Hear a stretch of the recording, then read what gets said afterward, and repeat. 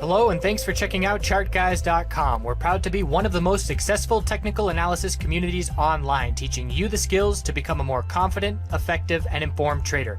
Join our community of hundreds of analysts worldwide working together to learn the charts, generate profit, and achieve financial independence. For access to daily live chart analysis and market coverage, a thriving chat community, along with dozens of hours of exclusive educational materials. We look forward to seeing you. Let's check out some charts.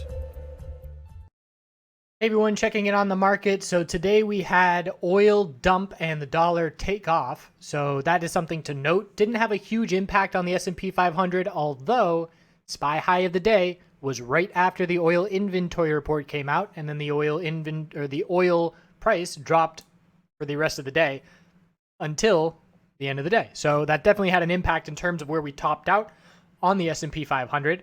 And for oil, we're watching very closely to see if we can get some more oversold bounce at this point. At this point, the hourly RSI is down at 20, and I'm looking at US oil, but the 4-hour RSI also down in the low to mid 20s, 25. So looking for a potential bounce. We'll see what kind of impact oil has tomorrow, because we are anticipating that there will be some oil volatility, and have to always watch what that correlation is. Sometimes with SPY, it's extremely strong. Sometimes it's not that really, it's not strong. It's not really there. So far at this point, the consolidation, no red flags whatsoever.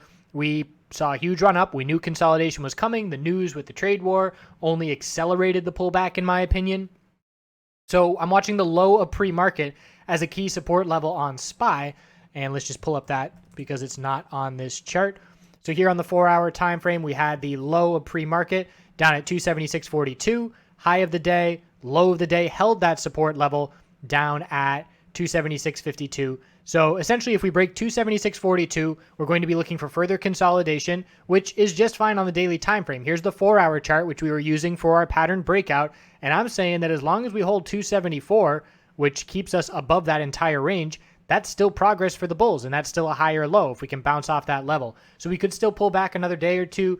No big deal unless we see some big red volume. Bulls are in control. So what I'm looking for now is earnings on the financial sector. We just had the first bank, a small bank, Bank of the Ozarks, give its earnings, and it missed. So that's a potential little clue. I need to start seeing what the major names have in terms of earnings: BAC, JPM, Wells Fargo. That will give us some insight as to what to be looking for the sector. But those are going to be coming out tomorrow and Friday, so we will get some more insight. If it's a bearish reaction to the financial sector and the tech sector holds up fine, anticipating its earnings in 1 to 3 weeks, then I don't think this market's going to pull back too hard. It'll pull back, and we'll have to establish a higher low. But don't forget, the weekly uptrend is intact as long as 268.49 holds. Yes, we're topping out a little bit compared to 278.23, but we did that previously. We broke resistance by 19 cents, pulled back for 2 weeks, saw continuation, and this time we broke resistance by about 80 cents. So we did get that higher high, and anything above 270 or 268.49 keeps the higher lows intact. IWM pulling back, closing near the low of the day, and this is the same scenario where a higher low is very likely to form. Definitely noting the increase in bear volume, going to be watching if that continues. We did close near the low of the day, and we have a lot of room to work with. 161.67 is support, and we are currently still about 4% above that level. Weekly time frame, that's our higher low on the weekly chart. No red flags unless we see increasing bear volume and a free fall down to those support levels. QQQ is a potential cup and handle pattern, left side of resistance. Here's our handle of healthy consolidation. It would require a drop below the daily middle Bollinger Band to negate the potential cup and handle pattern, in my opinion.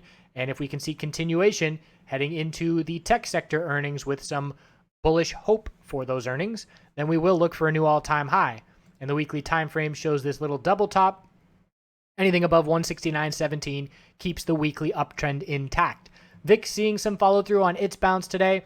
Bullish reversal candlestick, gap up open. We filled the gap back down, but the bulls bought some of that dip.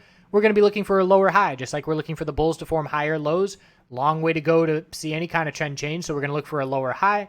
And the question is, how much bounce and how much follow through can the bulls see here? And they want to see some bearish negative reaction to the financial sector for the VIX bulls to get some more life. Weekly time frame, still holding a higher low. It is a weekly bullish reversal candlestick, and essentially we have a clear range over the past couple of months where we've got resistance in the mid to upper 18s and support in the low 11s and upper 11s. So support in the 11s, resistance in the 18s, That's the range we've been in for the past 3 months. And we're going to look for a clear break, but it's likely not going to come until we see these earnings reactions over the next few weeks at the earliest. So I appreciate you watching. We're going to continue to monitor oil into tomorrow, and we'll check back in then. Have a great night.